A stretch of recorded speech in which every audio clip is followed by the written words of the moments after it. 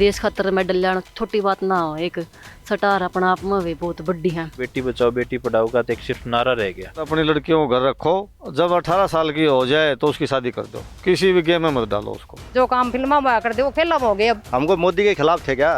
हम इस सरकार के खिलाफ थे? हमने तो बड़े संघर्ष से इनको साथ दिया था।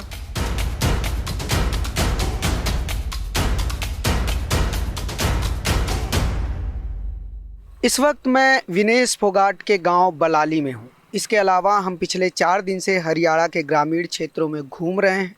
ग्रामीण क्षेत्रों में घूमते हुए महिला पहलवानों, उनके परिजनों, बुजुर्गों और आम लोगों से बात करके हमें 2 बातें पता चली जो कि बिल्कुल लाउड एंड क्लियर हैं। पहली बात, महिला पहलवानों और उनके परिजनों के बीच भविष्य को लेकर असुरक्षा का भाव पैदा हो रहा है।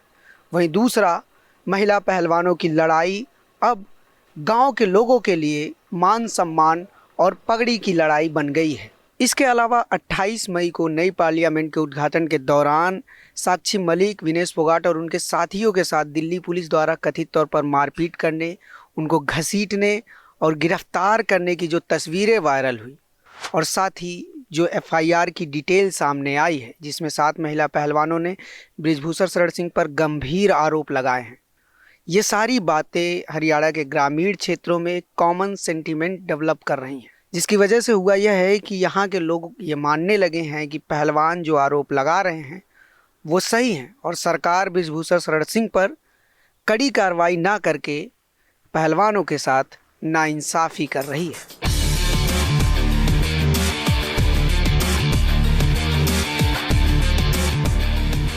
हरियाणा की बात अगर आप करते हो तो हरियाणा की तो पहचान ही खेल से है और ख़ास करके कुश्ती कबड्डी एक हरियाणा का खेल है।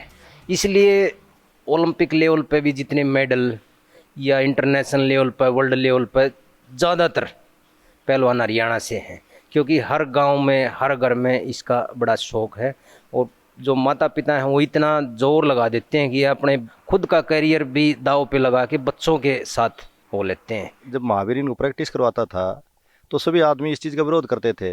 ये बड़े संघर्ष से आगे गई थी कि किसी की सहायता नहीं थी इसमें, इसे एक आदमी की ये आउटपुट थी। गांव तो इसको विरोध करता था कि तू लड़कियों को मारता है, इतना संघर्ष करवाता है, रस्सों पर चढ़ाता है, इतनी मेहनत लड़कियाँ थोड़ी करते हैं। एक टारगेट दे दिया भी खाड़े को खोद, ये कर, यहाँ चढ़, नहीं तो डंडे पड़ेंगे और पड़ेंगे। कितना संघर्ष किया होगा आप अनुमान लगाओ। माँ बाप को बड़ी परेशानी होती है, अपने मकान ज़मीन भी बेचनी पड़ जाती है, तब जाकर इंटरनेशनल पहलवान बनता है। इस मुकाम पे पहुंचने के बाद अगर फेडरेशन से इस तरह की शिकायतें आ रही हैं सर, तो ये जो माँ बाप अभी अपने लड़कियों को पहलवानी में भेज रहे हैं उनके ऊपर, उनके मनोबल के ऊपर क्या फर्क पड़ता है? देखिए, जो आज जो स्थिति है, जो बड़े पोषण कर रहा है, जो एक आदमी को बचाने के लिए जो ने सरकार क्या क्या कर रही है, तो इसमें तो जो मुझे भारी दुख है। क्यों? ये जो लड़कियां जो दंगल मूवी आई थी उसके बाद में आज हरियाणा के अंदर जो है 200 अखाड़े हैं लड़कियों के। पहले कोई अखाड़ा नहीं होता था, तो आज जो ऐसी घटना घटती है तो हर एक माँ बाप की, कोई भी हो, तो हर एक माँ बाप की चिंता बढ़ जाती है और वो जो है पीछे हटने लग जाती हैं। आज ऐसी 2-4 घटनाएं हमारे अखाड़े में, मेरे पास लड़की रहती थी तो वो भी जो गई ही वही माँ बाप में ऐसा होता है। तो फिर लड़कियों पर कुश्ती क्यों लड़ाएं, तो बहुत फर्क पड़ता है, चाहे कोई भी गेम हो। क्या बोले आपके अखाड़े में जो लड़कियों के माँ बाप है? देखिए, नहीं हो जी, लड़कियों के साथ आप इतने जो आप लड़की इतने लेवल पर जा रही है और ऐसी ऐसी घटना घट रही हैं जो इंटरनेशनल बच्चों पर, तो हमारी लड़कियों का क्या होगा? अगर कल जो फेडरेशन या किसी कम में जाएंगी तो हम किसका विश्वास करेंगे? जो इतने मान लो बड़े खिलाड़ी या कोई भी मान लो इतना इज्जतदार आदमी इतनी मेहनत करके एक देश में एक अपना नाम इतने लेवल पे लेके जाता है, तो उसके साथ फिर ये गलत होया है। तो हर आदमी के दिमाग में ये जाता है कि यार ये इतने बड़े खिलाड़ी और इनकी ये हालत हो जाती है, फिर आम जनता की क्या होगी? मन मत गणा है सवाल आया, जिसने देश खाता सबसे पहले मेडल ला के दियो तो गीता ने उसका उस साथ न्यू हो रहा है। तो और छोरी भी के सोचेंगे उस गेम में जाऊंगे और कौन सा गेम में जाऊंगी, तो फिर डराएंगे। सबसे पहले तो नागर का माँ बाप जाने देगा उस गेम में उसने देश खातर मेडल लाना छोटी बात ना हो, एक सटार अपना आप में भी बहुत बड़ी है। कई बार नेशनल खेल चुकी अंजलि और सुनीता दोनों बहनें हैं। इनका सपना है कि वह देश के लिए ओलंपिक मेडल लाएं, लेकिन अब उन्हें अपने भविष्य को लेकर चिंता हो रही है। जब मेडल लाते हैं तो सभी नेता फोटो खिंचवाने के लिए आ जाते हैं और ये अगर ऐसे चलता रहे तो कुश्ती बहुत पीछे चली जाएगी और कुश्ती में लड़कियों को कोई नहीं भेज पाएगा। मैंने 2018 से शुरू की थी और मैंने 8-9 बार नेशनल खेले और अब अंडर 23 में एशिया के लिए मेरा चयन हुआ और अब कल ही जूनियर की एशिया के लिए ट्रायल है। आप ये बताइए मुझे कि मैंने देखा कि आपके यहाँ पे फोटो लगी हुई है विनेश की, गीता की, बबीता की, बजरंग पुनिया की। ये लोग आप लोगों के लिए कितना मायने रखते? हमारे मन में भी तो ऐसा होता है कुछ कि हमारे साथ भी ना हो। वहीं कबड्डी खिलाड़ी नवीन के पिता भी अपनी बेटी के भविष्य को लेकर असुरक्षित महसूस कर रहे हैं। मान ले जो युवा बच्ची हैं कल इस फील्ड में आने के लिए उन्हें घर वाले के ऊपर भी बोझ पड़ेगा और बच्ची भी कई बार सोचेगी। उनके साथ बहुत गलत हो रहा है।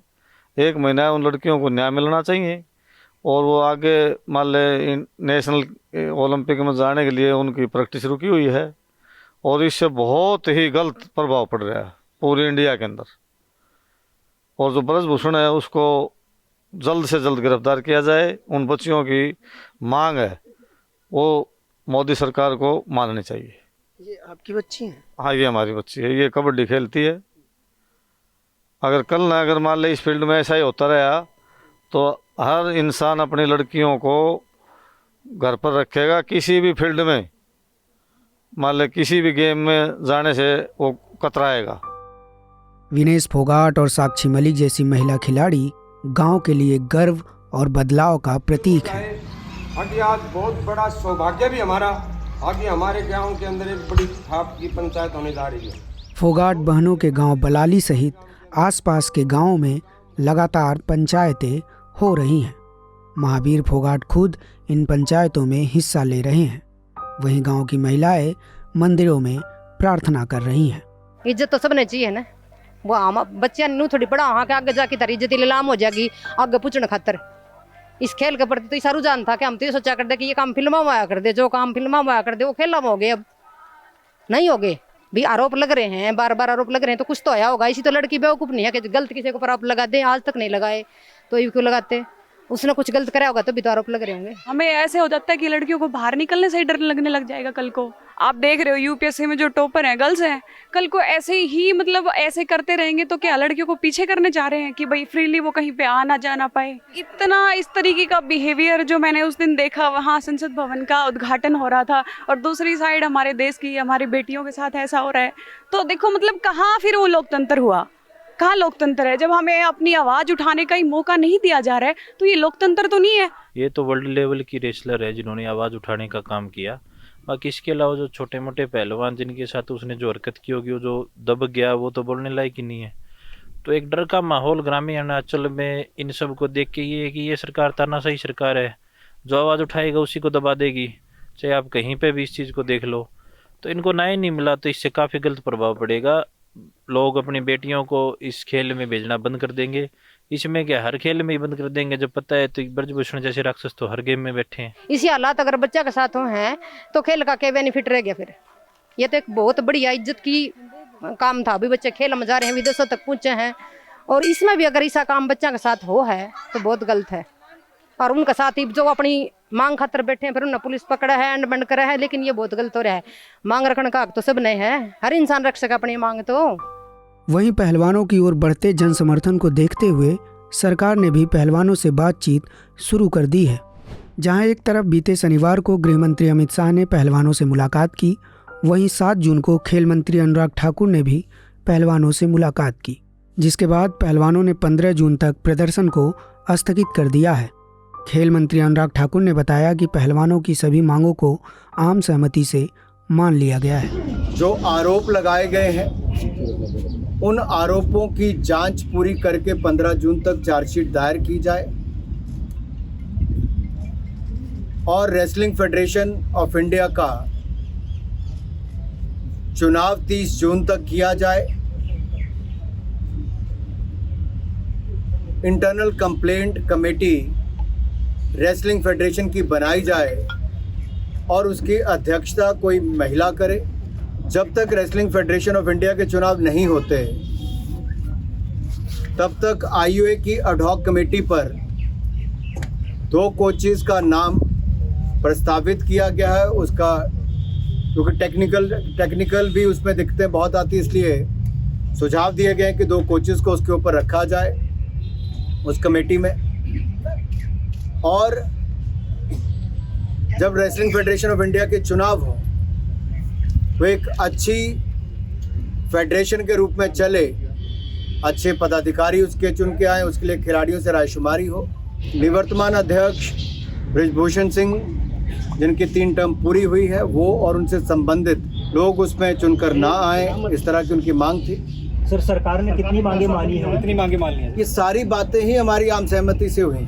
खेल मंत्री ने बताया कि पहलवानों के साथ उनकी बातचीत सकारात्मक रही। हालांकि यह पहली बार नहीं है जब सरकार की तरफ से इस तरह का दावा किया जा रहा हो। इससे पहले भी पहलवान जब पहली बार जंतर मंतर पर बैठे थे, तब भी सरकार के हस्तक्षेप के बावजूद नतीजा पहलवानों के लिए संतोषजनक नहीं रहा। इसी कारण पहलवान दोबारा धरने पर बैठे।